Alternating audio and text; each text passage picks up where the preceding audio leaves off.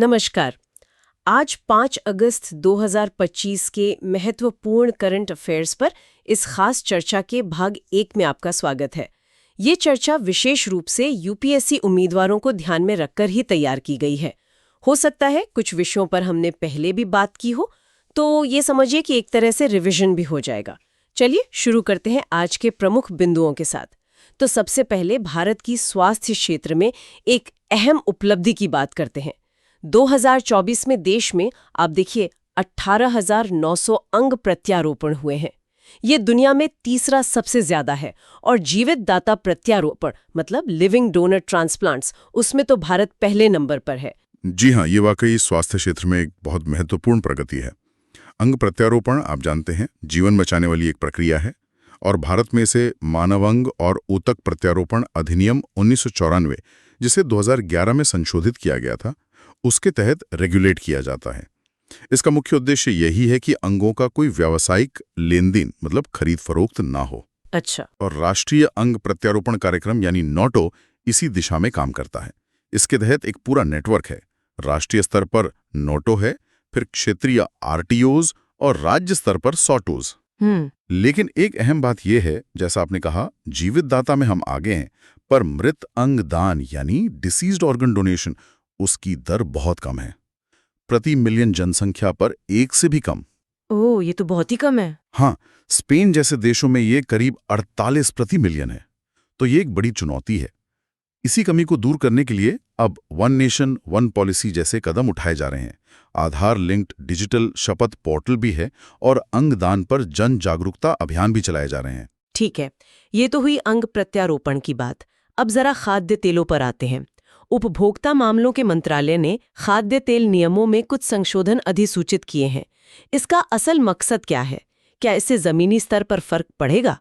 देखिए, इसका मुख्य लक्ष्य है एक तो पारदर्शिता बढ़ाना, दूसरा सप्लाई चेन में जो रुकावटें आती हैं उन्हें रोकना, और हाँ, उपभोक्ताओं के लिए कीमतें स्थिर रहें ये सुनिश्चित करना। भारत अपनी जरूरत के खाद्य तेलों का एक बहुत बड़ा हिस्सा आयात करता है। असल में हम दुनिया के सबसे बड़े आयातक हैं। अच्छा, सबसे बड़े? जी हाँ, और इसमें सबसे ज्यादा हिस्सा पाम तेल का है, करीब 59%। हालांकि एक अच्छी बात यह है कि आयात पर हमारी निर्भरता थोड़ी कम हुई है। 2015-16 में 63% से ज्यादा थी, जो 2021-22 में घटकर लगभग 55% रह गई। ये तो सकारात्मक है। बिल्कुल। हमारे यहाँ सोयाबीन, रेपसीड, सरसों और मूंगफली प्रमुख तिलहन फसलें हैं। पर आयात पर इतनी निर्भरता क्यों है? इसके कारण भी है।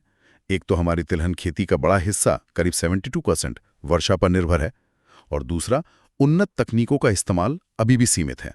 अच्छा। तो इसी निर्भरता को कम करने के लिए सरकार ने कुछ खास मिशन शुरू किए हैं, जैसे पाम ऑयल के लिए NMEO-OP है और दूसरे तिलहनों और दालों के लिए NFSMO-SNOP। समझ गया। तो इन मिशनों से उम्मीद है कि घरेलू उत्पादन बढ़ेगा। जी, यही लक्ष्य है। ठीक है।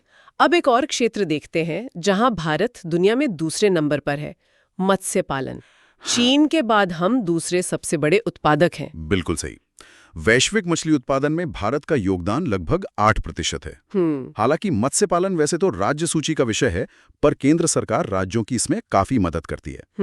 और एक दिलचस्प बात यह है कि भारत के कुल मछली उत्पादन का करीब 3/4 यानी 75% अंतर्देशीय मत्स्य पालन से आता है।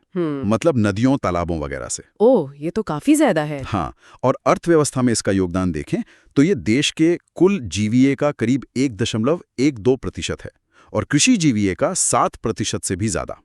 और सबसे बड़ी बात, ये सेक्टर करीब 3 करोड़ लोगों को रोजगार देता है। 3 करोड़?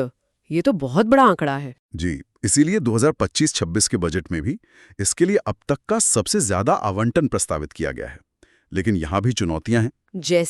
जैसे ओवरफिशिंग यानी जरूरत से ज्यादा मछली पकड़ना, फिर अवैध, असूचित और अनियमित मछली पकड़ना, जिसे संक्षेप में IUU फिशिंग कहते हैं। जलवायु परिवर्तन का असर तो है ही, और साथ ही बेहतर बुनियादी ढांचे की भी कमी है। तो सरकार इन चुनौतियों से निपटने के लिए क्या कर रही है? सरकार ने कई कदम उठाए हैं।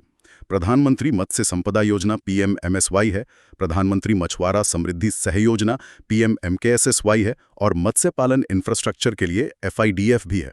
और भारत IUU फिशिंग पर क्षेत्रीय कार्य योजना का भी समर्थन कर रहा है। अच्छा, चलिए अब थोड़ा सामाजिक न्याय की ओर बढ़ते हैं।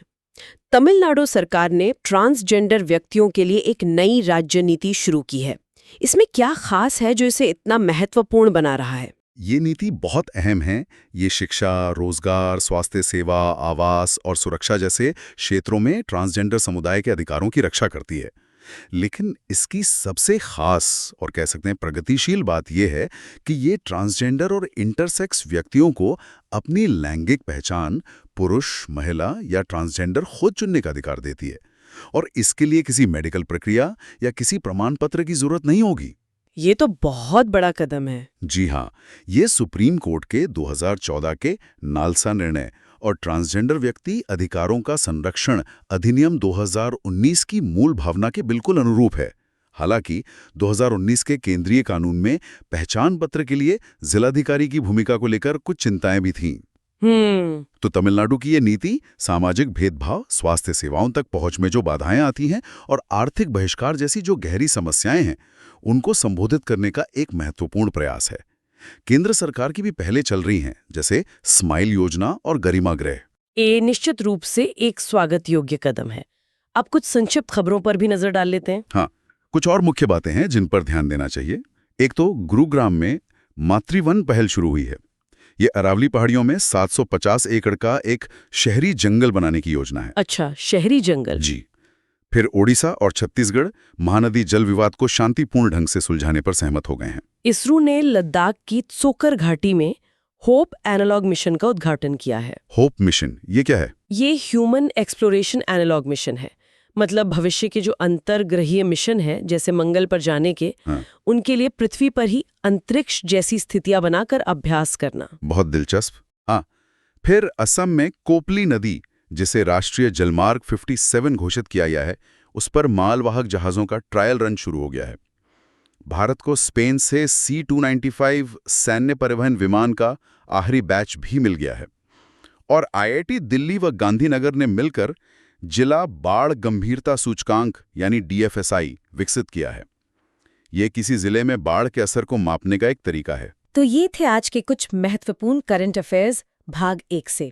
हर विषय अपने आप में काफी विस्तृत है। बिल्कुल। और सोचने वाली बात यह है, खासकर UPSC के नजरिए से, कि ये अलग अलग दिखने वाले क्षेत्र, स्वास्थ्य हो, अर्थव्यवस्था, पर्यावरण या सामाजिक न्याय, ये सब आपस में कैसे जुड़े हुए हैं। एक क्षेत्र में जो हो रहा है उसका दूसरे पर क्या असर पड़ता है। इन इंटरकनेक्शंस को समझना भविष्य की नीतियों और हमारे समाज की दिशा को समझने के लिए बहुत जरूरी है। इस पर विचार जरूर करें। अगर आपको ये चर्चा उपयोगी लगी हो तो कृपया लाइक और सब्सक्राइब करें। हम जल्द ही भाग 2 के साथ वापस आएंगे। धन्यवाद।